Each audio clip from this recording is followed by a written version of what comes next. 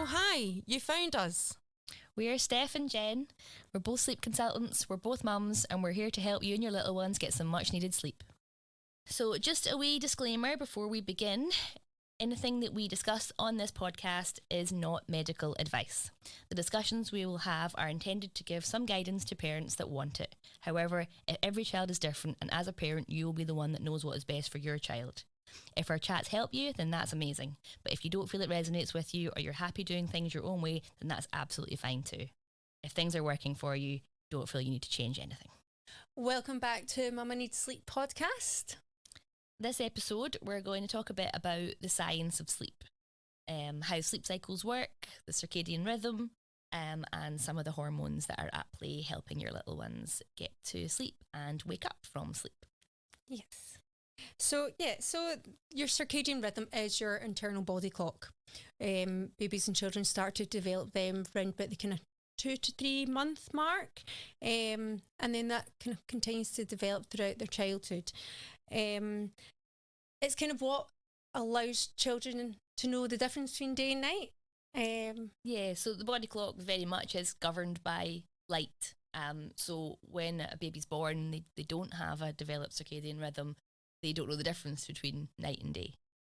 And then as they start to develop the circadian rhythm, their body's hormones start to align with light. And so their body will produce hormones to help them feel sleepy, will produce hormones to help them wake up. And as it gets more and more developed, other bodily functions also come into play as well. So, for a fully developed circadian rhythm, things like needing the toilet through the night, that urge will be suppressed. Hunger is also suppressed through the night in a fully developed circadian rhythm. But with little new babies, we have to really help them. Yeah. So that's why you have your kind of newborns and your kind of new infants up through the night. They just they have no it's all the same idea. To them. It's just 24 hours. Yeah, it's a 24 hours for them, and they're just sleeping, feeding, eating, and doing exactly what they're meant to be doing. Because like in their first 6 weeks, their whole function is to grow. Yeah, absolutely. And put on weight and develop, and that's really all they need to be doing. So they're just sleeping, eating, waking up, going back to sleep, or sometimes not going back to sleep for a while.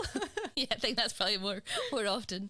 But it's also why you're encouraged with a newborn to try and kind of create your days and nights. So have your days bright, try and get out for walks, get natural daylight, have things noisy and loud and stimulating in the daytime, and then have your nights quiet, calm, dark.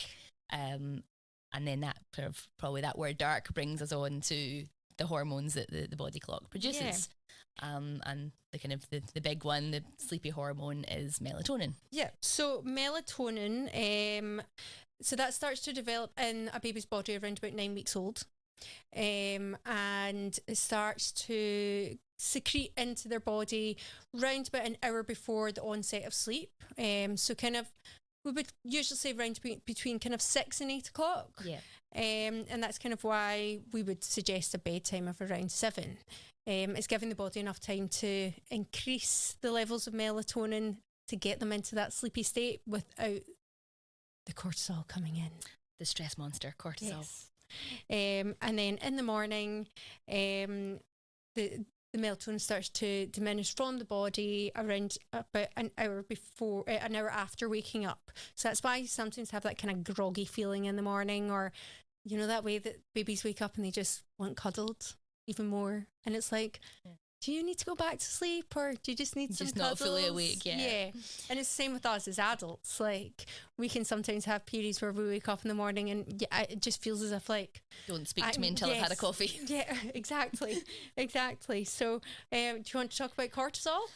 Yes. So cortisol, its purpose is it's secreted kind of the very early hours of the morning to bring on waking up.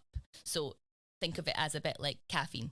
As the sun starts to come up, the cortisol starts to rise, and it helps us wake up for the day. So that's the good side of cortisol. But what happens at night time, once a little one or an adult is tired and the body starts to want to go to sleep. If you're not in a position to go to sleep, then cortisol is produced to keep your body awake. The downside of that is, particularly in little ones, because they are just more sensitive to these hormones than we are as adults, it very quickly goes from a little bit of cortisol becomes, whoa, my child is absolutely hyper wired and definitely not ready for sleep. Yeah. Similar to an adult, if you say it gets to sort of 10, 11 o'clock at night and you're feeling a wee bit sleepy, but you think, oh, there's a good episode of something on TV, I'm going to have a bit longer. Yeah, I'm you guilty get of that. really hooked on something. Next thing, your body starts to produce cortisol to keep you awake. Before you know it, you have a second wind and you are ready to be up and party the whole night, and sleep's a thing of the past. It's the exact same in children. It's just more obvious because everything is. And what tends to happen as well is, so not only will you have that kind of wired hyper child at bedtime they'll appear as if they're not tired at all, so you'll keep them up even later and they'll produce even more cortisol and they'll be even harder to settle, and that just repeats as the night goes on. But then when you do reach the small hours of the morning and cortisol production kicks in as it normally would, you already have much higher levels of cortisol in the system already from the night before, and you get that pinging awake at 4 or 5 in the morning, child ready to start the day, which is also every parent's worst nightmare, because the adult body clock, 5 o'clock in the morning, is when we're in our very deepest sleep. It is the worst time for us to be woken up. We are particularly groggy, have absolutely no resilience, no patience at that time in the morning. It just doesn't quite hit the same. No, and so it's a real design flaw actually in humans. Yeah. So it is like bedtime. It is trying to find that balance between getting it right. Because sometimes it does just look like children tend to get quite tired, especially with older children that have maybe been in nursery or been in school. Like, they've been so good all day in school. They're getting home. They need to release all of that, like, built up tension, built up, like, emotion that they've been bringing in, and then they need to let all of that out. Sometimes that works and they can regulate that. Sometimes it actually just kind of can spiral in the rest of the evening. We were kind of talking about this in the car on the way over here, that sometimes like that kind of witching hour, kind of like that 5 till 7. Yeah, that 5 till 7. Usually almost at the wait for the other parent coming home as well, or you're rushing around trying to get dinner ready and baths done, baths, all of this sort of stuff. Like, it's a period of time where our cortisol levels as parents can go up as well, especially if you've got a little one that you're struggling to sleep or struggling to get to sleep. Like, you're almost preempting that struggle. Yeah, and then it fuels it, because then the more stressed you get, they pick up on that. The more stress they get, and you end up sort of locked in just this cortisol battle of who can produce the most. Yeah, or who's going to fall asleep first. Like, there's many who's going to cry first. Who's going to cry first? Yeah, there's many a parent that I've spoken to, and they were like, "Yeah, I end up just like falling asleep with them, because like we end up just going, okay, it's okay, let's calm, let's like have some cuddles, let's try and calm down," and then we both end up falling asleep, and it is both of their bodies just shutting down now. Absolutely. Like, we just we need to shut down, we need to go to sleep. So yeah, that's where kind of finding the right balance of when bedtime is and a routine leading up to it really, really helps. Yeah. Just to help balance the hormones and getting it right. It just makes such a difference. And it's also like, so I don't know about you, but like usually I would always suggest when you're like trying to support a little one to learn how to fall asleep, starting at bedtime is the best place to start, because their body is well, should be working in their favour. They are producing this melatonin hormone that makes them feel sleepy. Maybe not in the height of summer, but in winter it's dark outside. They've had a full day, so they've already, they've built up tiredness and they've built up a sleep pressure. And so it's kind of everything is working in their favour at that point, compared to trying to get them to fall asleep for a nap in the middle of the day, when everything's bright and noisy. And this episode is sponsored by the Mum Club East Renfrewshire and the Mum Club East Ayrshire. The Mum Club is the UK's leading event-based community and members club for women who happen to have children. Our events put you, the mum, first, providing much-needed caffeine, good food, goodie bags, a play space for the little ones with the Glasgow Nanny on hand to help, and most importantly, give you the opportunity to meet other local mums, to chat, to connect, to laugh, and to share experiences, and ultimately to know that you're not alone. Baby groups are fantastic, but this is a place for mums where your baby tags along, rather than a group for babies where you tag along. No matter what stage of motherhood you're at, you can sit with us. You can find out more about the Mum Clubs at the Mum Club East Dremshire and at the Mum Club East Ayrshire. Go and check them out. I suppose during the day for younger children as well, their sleep pressure will have built up enough during the day that for a nap it could be possible for, say, kind of a more sensitive child or something like that, that it might that could help. But yeah, I'm definitely like a bedtime is the best time to start. And usually, like, you've either got two parents home, or if you're a single parent, you can have someone there to give you a hand, just to get the first few days off the ground running. But yeah, it is definitely like a bedtime. Get the hormones at the right point. Find that sweet spot. Yeah, and if you watch your child over a few days, you'll actually start to notice that they're starting to show sleepy cues round about kind of 40 minutes, half an hour before bedtime anyway. Yeah. So, and I mean, I know, like with my kids, you know when you've missed the window. Yeah. Because you just it goes too far, and they go from being like winding down nicely to very quickly just like losing all emotional control. Yes. And you're like, oh yep, we've gone too far. yeah. Well, I mean, like, Jessica's at an age now, she's almost 6. Like, she'll actually say, Mum, like, 7 o'clock, we should be in our bath now. Like, you're right. And I'm like, damn it, you can tell the time. But yeah, like, so she's been in the same routine like since day dot, so she knows it. Yeah. And she's very much like, she was the child that, like, if she wasn't in a bath for 6:30, you would know about it. Like, she needed to be very much bang on time with her sleep. And it's worked. Like, that's worked for her. Whereas Emily, she would just party. She would just keep partying and keep partying, and then she goes into her bed and then she crashes. And I think there's an element of that kind of, like, certainly in our house, like the second child syndrome, where like you have the time to really dedicate to being consistent and having the routine with your first child, and then the poor second child, they just slot in where they can. Like, so I find that at the moment, like, ideal naps would be like 9, 12 and 3 for my wee girl, but nursery drop off is 9 and pick up is 3. So right away it's like, okay, sorry, your naps are going to have to move because we've got other things on. Yeah, I mean, we're at the other side of it now. We're not having any naps, but we are. Well, I'm hoping she'll nap when we go on holiday. But yeah, no, like, for us it is well, in fairness, she does nap sometimes when she's not meant to be napping, and that impacts bedtime a lot.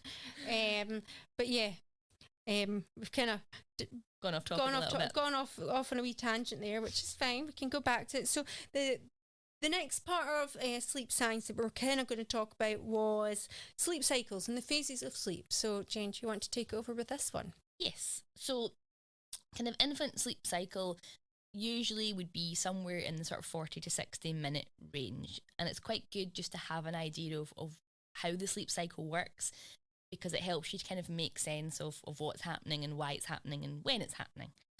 So generally when a little one falls asleep, that sort of first 0 to 10 minutes is like a really, really light, fragile sleep. So you'll sometimes find that, you know, if you maybe pot them down and then you go to leave the room and they instantly ping awake, and it's the slightest little noise wakes them up. Or, as what often happens, is the quieter you try and be, suddenly you become really clumsy and you trip over a toy on the way out the door. Or stand on a bit of Lego. Yeah, one of the most painful things ever. Yes. So that kind of, like, the first sort of 10 minutes, it is just a really, really fragile sleep. Then they go into a sort of deeper sleep, sort of the second 10 minutes of the cycle, and you can, at that point, you could start to make noise, and there could be, the door could go, the phone could ring, and actually your little one will stay sound asleep and they won't notice. And it's the same if you're holding them, that's the point where you can, like, pick their arm up and drop it and they're just completely floppy. And the same, so then they go into, again, a sort of even slightly deeper for the next sort of 10 minutes, so that sort of 20 to 30 minutes they should be in a really quite a deep sleep. Then they start to transition back into lighter sleep between the 30 and 40 minutes, which is why you'll quite often find a little one that's not quite mastered linking sleep cycles or self-settling.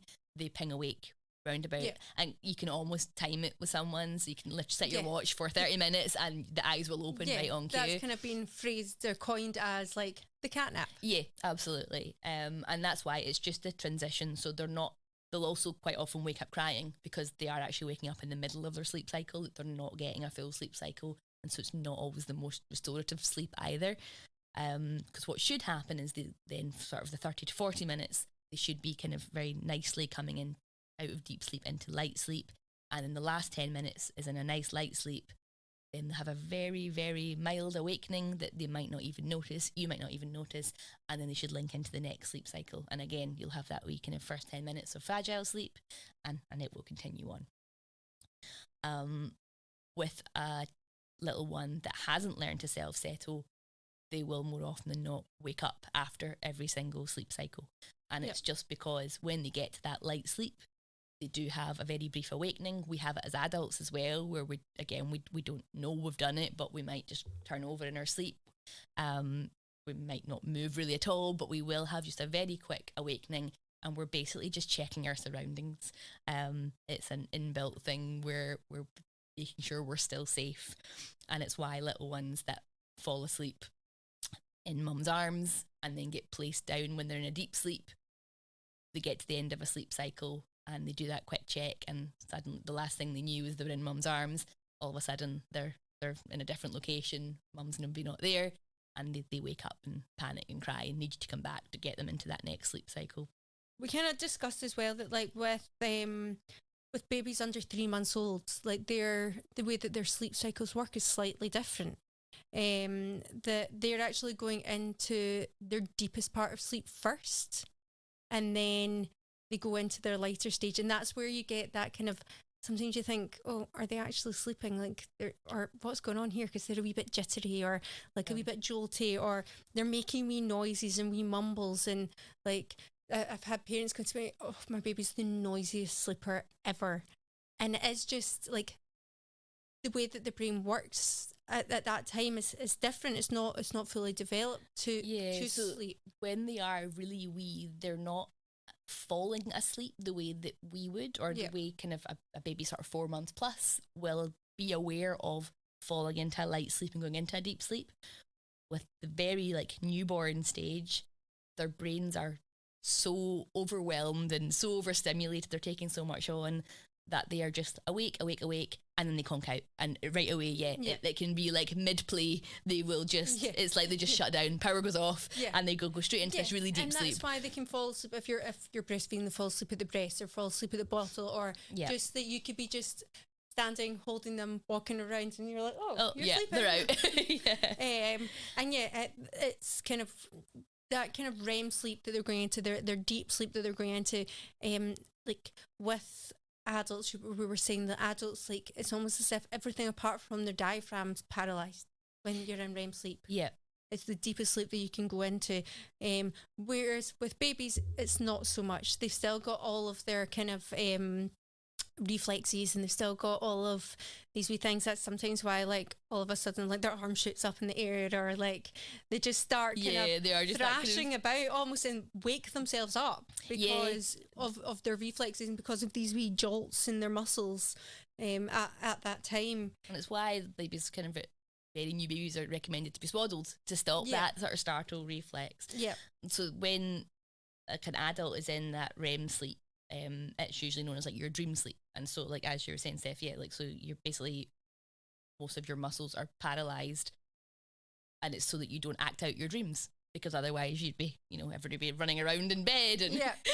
And but with babies, they don't have, their brain isn't developed enough to fully suppress those actions, and so those little jerks and movements, it is them acting out their dreams. Yeah, we've covered quite a lot there about the science of sleep.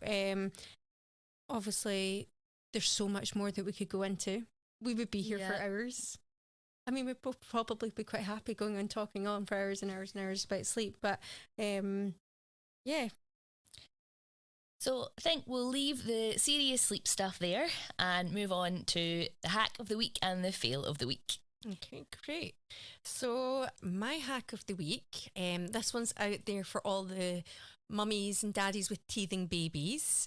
Um, Something that not really many people talk about, but mango pips. So a mango is a very fleshy fruit. Its pip is like indestructible. It can bend, it just doesn't crack. So my hack is, and it's great for like if your baby's already teething,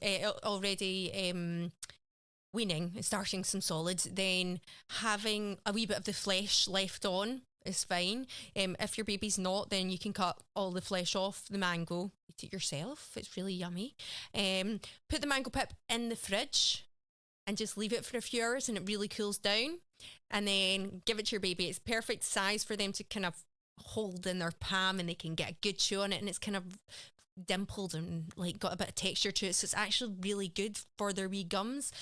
Once they're finished using it, give it a wee rinse off and stick it back in the fridge. Love that. I have a teething baby at home right now, so I think I'll be getting myself to the shops tomorrow and getting myself some mango. And talking of shops, that does lead on nicely to my fail of the week. So my 3.5-year-old is having a bit of a hard time adjusting to becoming a sibling. And so I've been trying really hard, actually on the advice of Steph, to carve out as much sort of one-to-one time. So the other day we went to the shops, nice wee supermarket trip. He was good as gold in the trolley, whole way around the shop. Was letting him pick some treats for himself, was letting him pick his dinners. It was all going really, really smooth. I thought, yeah, I am nailing this. We got to the till, and at the till, there was some Hot Wheels cars. Oh no. I spied them, he spied them, and we knew it was all going to go wrong. Things changed drastically, very, very quickly. So he'd asked right away, you know, he pointed the cars and said he wanted one of them. And I tried to make light of it. I was like, lots of cars at home, it's fine, you don't need one. Thinking maybe we can just, you know, skirt past this really quickly and it'll be fine. Boy, was I wrong. Next thing we know, he is reaching. So he's sitting in like the seat of the trolley. He starts reaching round into the trolley and launching my shopping out of the trolley across the supermarket floor. The cashier's there looking in a state of horror. And bless her, she was trying her hardest to help. And she was like, oh no, they're not actually on sale. And, you know, trying to help me calm him down. We were so far past that though. There was no calming him. It was literally just how quick can I pay for my shopping and race this trolley out of here. So yeah, we screamed the whole way back to the car, the whole way home. And yeah, I think it's going to be a while before I face round 2 of taking a toddler to the supermarket. Yeah. Thanks for listening. If you would like us to cover anything or you have any questions, please get in touch through our Instagram at mama.needs.sleep. Our inbox is always open.